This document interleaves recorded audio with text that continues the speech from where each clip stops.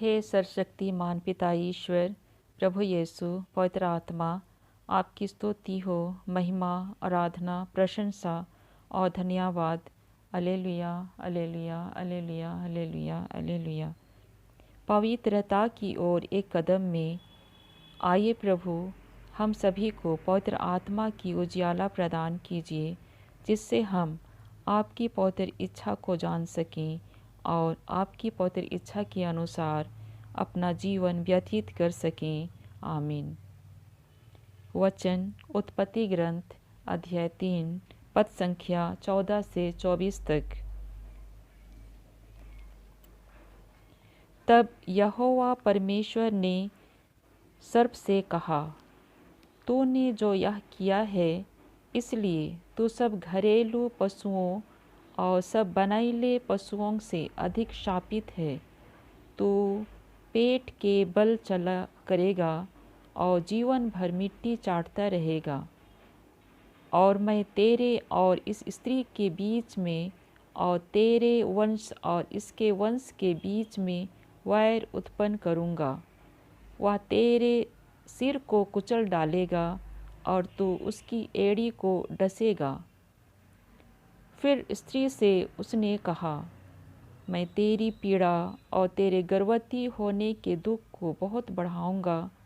तो पीड़ित होकर बालक उत्पन्न करेगी और तेरी लालसा तेरे पति की ओर होगी और वह तुझ पर प्रभुता करेगा। और आदम से उसने कहा, तूने जो अपनी पत्नी की बात सुनी और जिस वृक्ष के फल के विषय में मैंने तुझे आज्ञा दी थी कि तू उसे ना खाना, उसको तूने खाया है, इसलिए भूमि तेरे कारण शापित है। तो उसकी उपज जीवन भर दुख के साथ खाया करेगा और वह तेरे लिए कांटे और ऊँट-कटारे उगाएगी और तू खेत की उपज खाएगा और अपने माथे के पसीने की रोटी खाया करेगा और अंत में मिट्टी में मिल जाएगा, क्योंकि तू उसी में से निकाला गया है। तू मिट्टी तो है और मिट्टी ही में मिल जाएगा। आदम ने अपनी पत्नी का नाम हवा रखा, क्योंकि जितने मनुष्य जीवित हैं उन सब की आदि माता वही हुई। और यहोवा परमेश्वर ने आदम और उसकी पत्नी के लिए चमड़े की अंगरखे बनाकर उनको पहना दिए।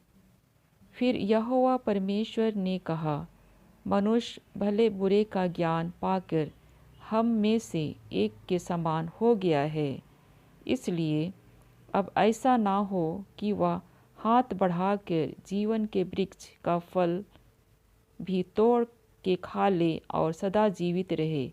इसलिए यहोवा परमेश्वर ने उसको आदम की वाटिका में से निकाल दिया और वह उस भूमि पर खेती करे जिसमें से वह बनाया गया था। इसलिए आदम को उसने निकाल दिया।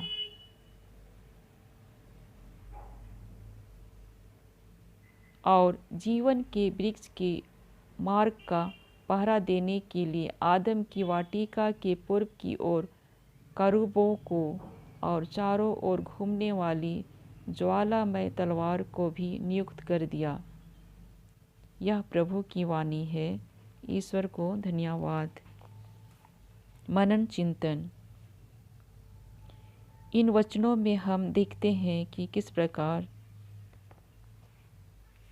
पिता ईश्वर न्याय देते हैं। हम जानते हैं कि आदम और हेवा का मन स्वच्छ था। वे शुरू में निष्पाप थे और ईश्वर की उपस्थिति में बहुत आनंदित थे, जो सर्प से देखा नहीं गया। यहाँ सर्प शैतान का प्रतीक है।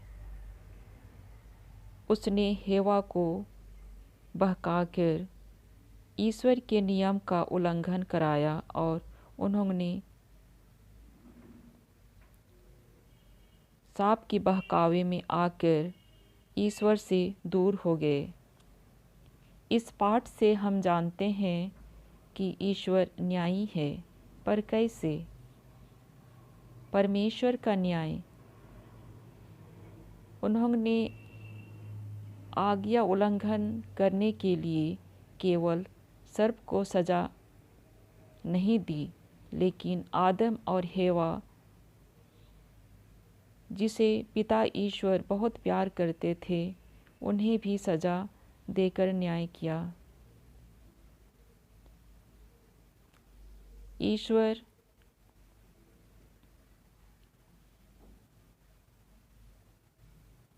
हमें भी बहुत प्यार करते हैं।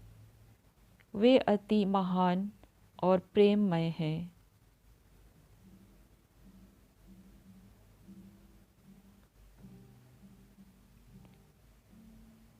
जब हमसे गलती होती है तो हमें सुधारना चाहते हैं।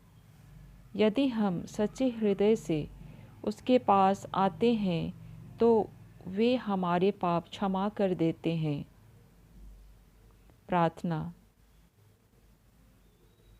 हे पिता ईश्वर, हमें कृपा प्रदान कीजिए कि आपकी एक पवित्र किरण हमारे दिल तक पहुँचे और हम शुद्ध हो जाएं।